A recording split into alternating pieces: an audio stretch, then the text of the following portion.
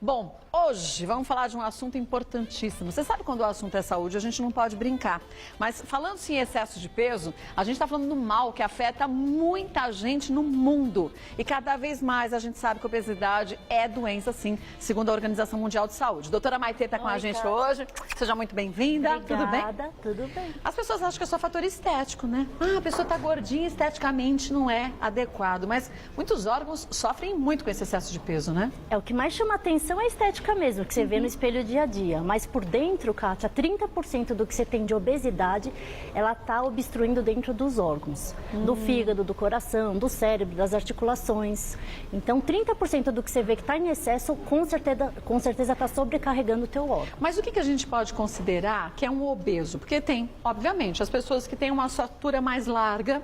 Então, se você pesa duas pessoas, fisicamente olhando, assim, visualmente, parece que são pessoas com pesos distintos. Quando você pesa, as duas têm o mesmo peso. Mas como que é possível isso?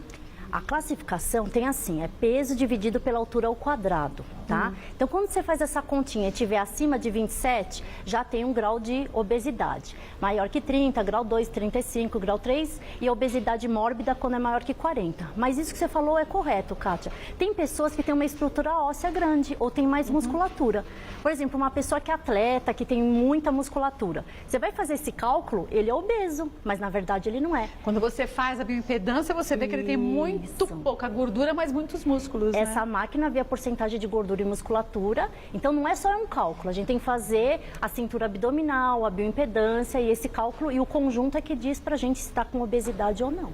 Mas visualmente a gente percebe, quando a gente tira a roupa, se você consegue pegar aquela quantidade grande de gordura, o abdômen muito volumoso, essa é a gordura mais prejudicial para a saúde, não é? Isso, então uma pessoa que é obesa inteira não é tão prejudicial à saúde do que uma pessoa que é magra e tem o volume abdominal aumentado.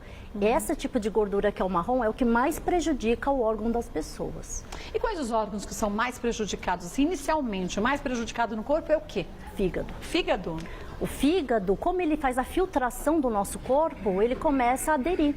Então, o fígado é o primeiro órgão a ter uma consequência e até pela ultrassom a gente já vê isso, que é a esteatose hepática, e ao longo do tempo, é lógico que, por exemplo, quem está muito obeso sobrecarrega o joelho, então as dores articulares acho que também é um fator grandes, que, né?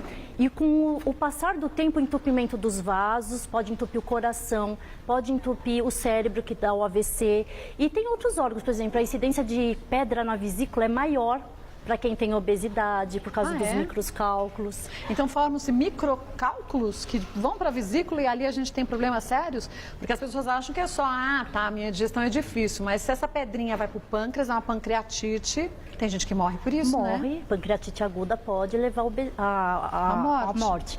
E assim, por que faz esses microcálculos? Porque geralmente quem está obeso, ele come mais com carboidrato e dieta dislipidêmica, colesterol. Então esses microcálculos de colesterol vão entupindo a vesícula e aí entope ela. É, gente, parece brincadeira, mas não é não. E de que forma a gente tem que evitar ou até reverter essa situação? Alguns órgãos, quando comprometidos, a gente pode minimizar que eles fiquem ainda piores, mas você não consegue regredir, né? Isso não consegue, Kátia, e é o que eu mais falo assim no consultório. Por exemplo, esteatose hepática, a gordura de fígado, a gente que tem o grau 1 e o 2, que parece uma picanha, então a gordura fica em volta, eu consigo reverter, a gente faz a dieta, exercício, tem remédios para tirar essa gordura de fígado.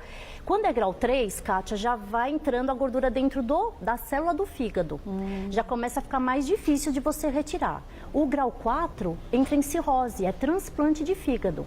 Então, se o paciente chega com um acúmulo de gordura por muito tempo, né, e não se tratou, ele pode ter consequências irreversíveis.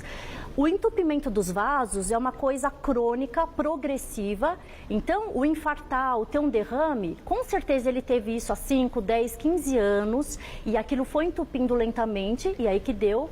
Você não vai voltar, infartou, você não consegue voltar atrás. Teve um derrame, às vezes você vai ter consequências que não consegue também mais reverter. Né? Uma pedra na vesícula, a gente faz uma cirurgia, a gente consegue reverter.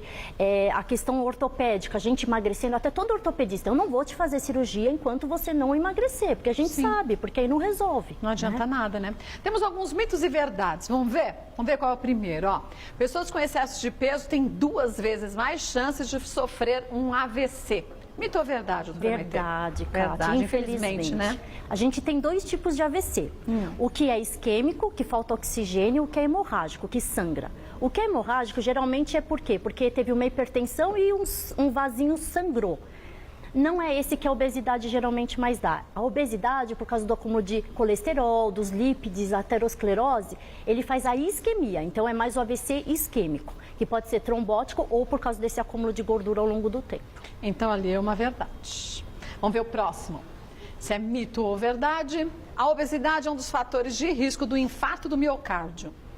Verdade, a gente até falou, né? Porque o acúmulo de gordura, o acúmulo de colesterol e a falta de exercício, o sedentarismo, tabagismo também aumenta esse risco, hipertensão e diabetes. São todos esses os fatores que aumentam o risco de você infartar.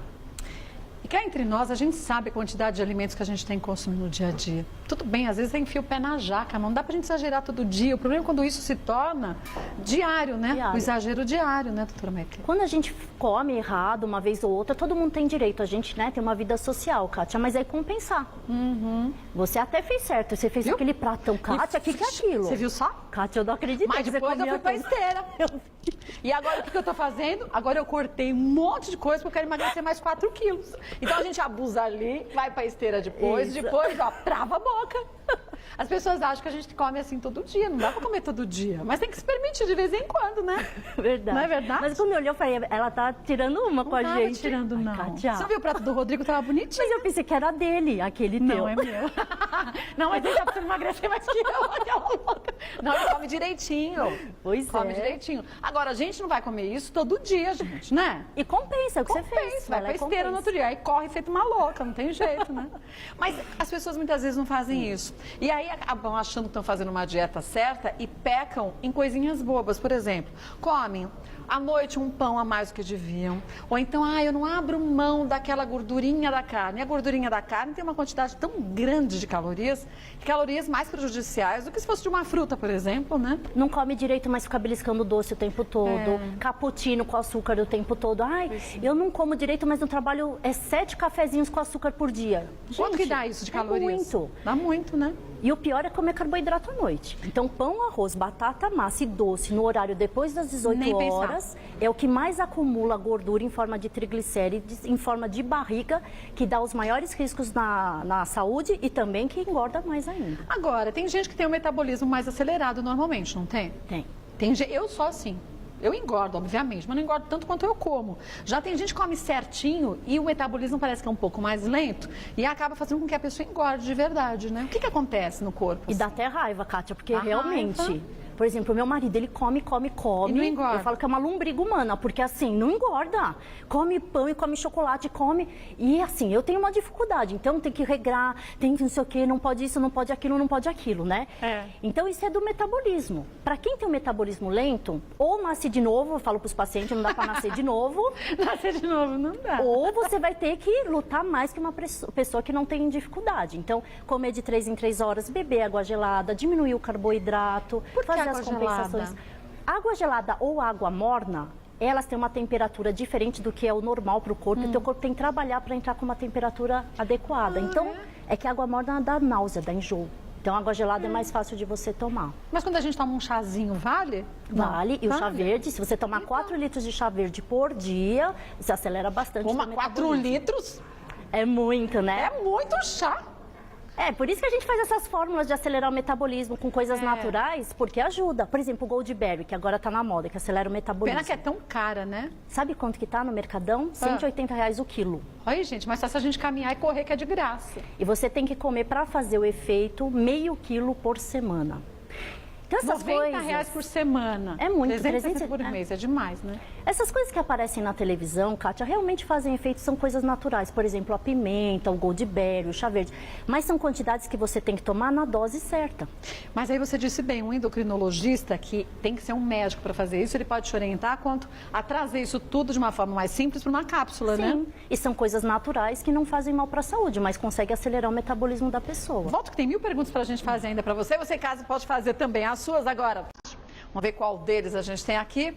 A apneia não pode ser considerada uma consequência do sobrepeso.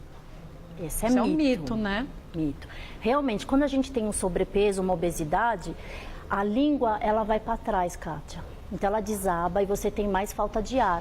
Tem dificuldade de passar o ar pela garganta, né? Chegar Por até o isso que até pulmão. tem que elevar a cabeceira, tem que usar o CPAP, que é para ter mais oxigenação.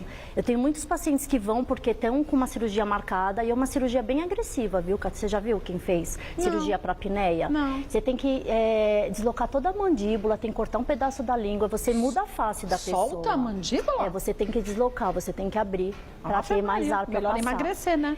Então, você conseguindo emagrecer, você não precisa, né, fazer um tipo de cirurgia dessa. E depende o excesso de peso que se tem, é uma pressão muito grande do próprio, obviamente, do peso no pulmão, né? Quando você deita, parece que o peso vai todinho aqui, a pessoa respira, parece que curta, não consegue O respirar diafragma fundo, né? sobe e você faz essa respiração que é curta mesmo. Ofegante, né? E você não consegue suprir todos os órgãos. E quem ronca já tem uma tendência maior de ter apneia. Então, quem ronca e acorda cansado pode ter algum grau leve de apneia. Para quem não sabe em casa o que é a apneia, a pessoa para de respirar por alguns segundos, né? Tá dormindo, aí ronca e para. Tem gente que até acorda com a falta de respiração. Em alguns casos mais severos, tem gente que vem até falecer, né? Parada cardíaca por Não falta tem de jeito, respiração. né? Vamos para mais um mito ou verdade? O fígado é um dos órgãos mais castigados pela obesidade. Você disse isso há pouco, Isso é verdade, né? Então, o fígado, a gente quando tem o grau 1 e o grau 2, que é a picanha por fora, a gente tem como fazer dieta e exercício, tem 2 remédios comprovados que tiram essa gordura e é lógico que você, revertendo o quadro, você não precisa ir para um transplante de fígado. Isso não é muito difundido, viu, Kátia? As pessoas acham que é hepatite B e C que dá cirrose Verdade. e que bebida dá cirrose. E sabe o que é engraçado? As pessoas muitas vezes não... Até quando recebem um diagnóstico de tireoide, não levam muito a sério. Falam assim, mas o fígado não é aquele órgão que se regenera? Então ele sozinho acaba compensando tudo. E não é bem assim, né? Não é, porque se você realmente é igual o rabo da lagartixa, você corta um pedaço, ele se regenera. Ele faz o restante. Porém, a gordura ela entra dentro da célula. Então não consegue recuperar toda a função hepática. Então a pessoa pode, até em casos mais extremos, ter que fazer um transplante de fígado, né? Sim. Vamos para mais um mito ou verdade? O inchaço e dores nas articulações não tem nada a ver com excesso de peso. Ah, essa daí é fácil, né? Essa é fácil, que é um mito, né? É lógico, o teu joelho tem uma articulação, tem as juntinhas, tem o líquido sinovial. Se você sobrecarrega, ele não consegue mexer direito. Então é óbvio que se você emagrecer, as articulações vão funcionar melhor. A coluna, não tem tantas dores na coluna, né? E varizes também. Tanto é que quando você está com varizes e obeso, o médico vascular vai falar, você tem que emagrecer antes de fazer a cirurgia de varizes, porque volta. Então não adianta você fazer uma cirurgia. Obesidade, na verdade, não é bom pra nada, né? Antigamente a gente achava que bebê bonito era bebê gordo, né? A avó Não é? geralmente faz isso, né, Kátia? Engrossa aquele leite que fica que uma criança toma na mamadeira já, né? Mal consegue sugar de tão grosso o leite para dar sustância. Cheio de dobrinha, é gostoso mesmo de apertar, né? Mas é uma gordura que não é saudável.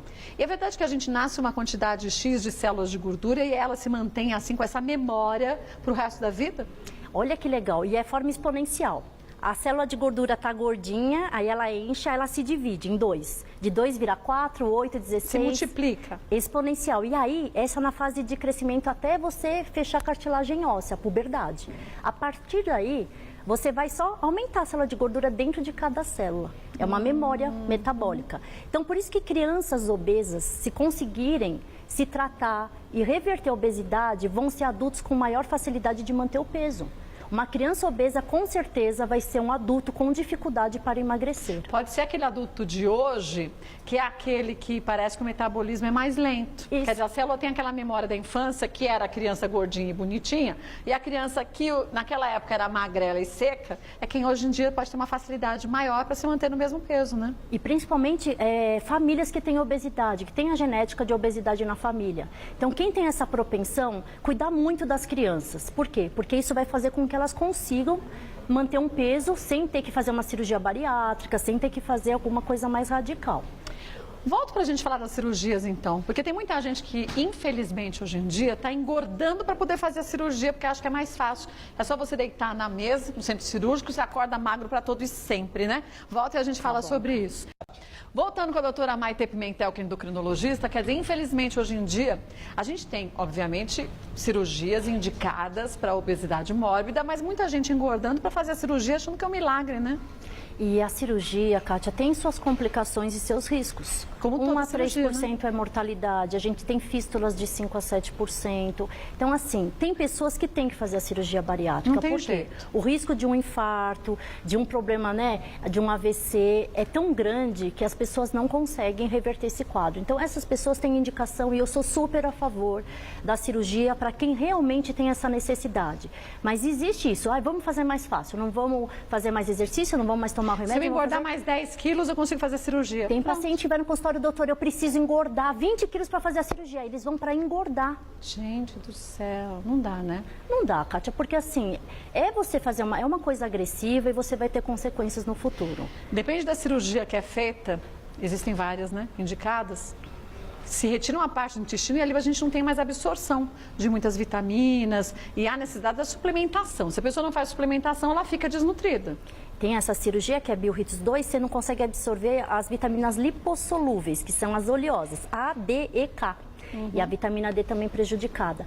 Então, o que acontece? Você tem que repor e mesmo assim nem sempre consegue absorver. Por isso que às vezes você tem que injetar, fazer intravenosa, intramuscular, porque no intestino não consegue mais captar isso. Isso para a vida toda. Aí cai cabelo, aí os dentes amolecem, aí você tem baixa de proteína, começa a dar ascite. Então, é lógico que se você fizer um controle adequado depois, Sim. Isso também é importante você ter falado, Kátia, porque tem pessoas que fazem a cirurgia, emagrecem, e esquecem de tomar vitamina porque acham que estão bem. Mas você sabe que tem uma pessoa que eu conheço, mamãe conhece também, fez a cirurgia e o médico, doido, né?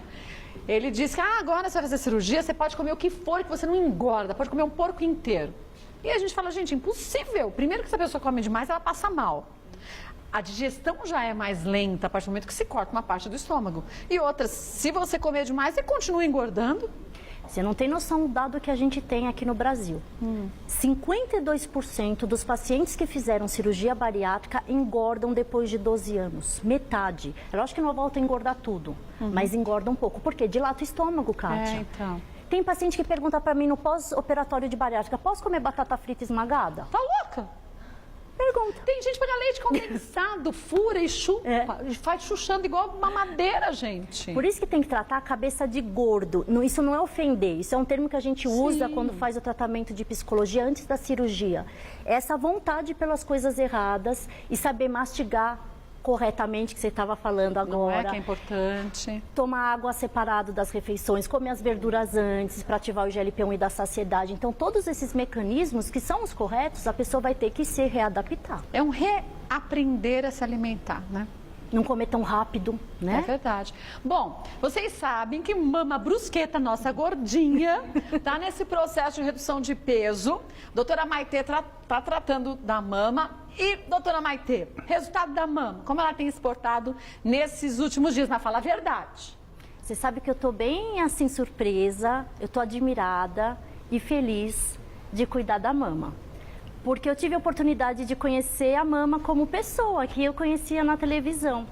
É uma pessoa dedicada, ela é carinhosa e é meiga, a mama é meiga, ela é bonitinha e ela precisa de ajuda. A mama passa por problemas que ela já até comentou com a gente, eu tenho a liberdade de falar porque ela já falou no ar. São problemas e essa parte psicológica ajuda a gente a engordar.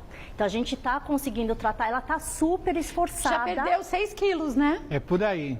Em 10, 15 dias já tinha perdido 5 quilos. Agora você vai no consultório semana que vem, com certeza já deve ter perdido mais uns 5, né, mama? Mas tá fazendo direitinho porque tem que se conscientizar, né, doutora Maite? E ela tá feliz porque tá tendo resultado e a gente vai atingir o peso ideal para ir para uma bariátrica. Sem sofrer, né, Sem mãe? sofrer.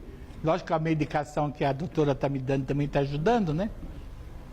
E a medicação ajuda a não ter tanta compulsão, tanta ansiedade, querer comer tanto. E a mama está precisando de acelerador de metabolismo, ela está usando para o corpo trabalhar mais rápido, né?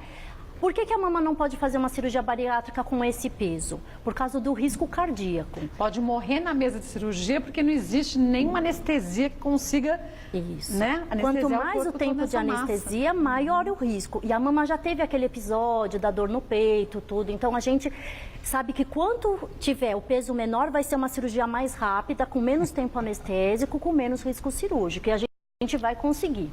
E eu acompanhei, bom, eu já estou aqui há 12 anos, né, mamãe? Ela está nessa busca do emagrecimento, mas a gente tem que ser justo. Mamãe conseguiu emagrecer há uns anos atrás 40 quilos. Depois, o que aconteceu com o falecimento da irmã dela, e aí a gente se coloca no lugar do outro, você acha que seria diferente com a gente? Né? Quer dizer, para você que está num nível de tristeza tão baixo que a comida é a única saída e você não percebe que você está entrando nesse ciclo vicioso, né, mamãe? No meu caso, eu não percebi que eu estava engordando de novo. Quando eu vi, eu já estava assim. Mas até a gente falava, mama, você nem mastiga, você engole tudo inteiro, lembra? E eu então, vinha um culinarista, deixa um bolo para você. E eu fico de olho nela, porque eu sou cuida. Vocês estão me ajudando aqui. Não, né? aí vem. Não, mas a pessoa fala assim, mama, deixa. Não. Paloma, leva o crussuli para você, porque eu não estou comendo. Então isso é muito legal, porque você começa a ver que não há milagre, gente. A gente tem que se conscientizar de qual a nossa necessidade. O milagre é a gente, né? É a gente que faz, né, mamãe? E a mamãe tá fazendo certinho agora. Ontem ela comeu banana, eu vi. E come e mastiga direitinho enquanto a gente fazia cabelo. Tá indo muito bem, né? Muito bem, parabéns, mãe. Olha, mama, parabéns. Semana que vem você vai na doutora Maitê? Com certeza. Aí a gente vai saber das últimas novidades. Olha, vou já pra gente falar do Renato Aragão, tá? Mas deixa eu aproveitar e lembrar, você que quer conhecer um pouco mais do trabalho da doutora Maitê, acesse o site doutora Maitê Endócrino. Maitê é com THE, tá? maiteendocrino.com.br. Lá você tem informações, mas não esqueça que mais do que um médico, você tem que se conscientizar. E aí sim, a partir dessa consciência, seguir direitinho a orientação do médico pro seu caso, pro seu problema, que somos pessoas diferentes, né, doutora Maitê? Obrigada, viu? Obrigada. Parabéns pelo seu trabalho. Obrigada. Muito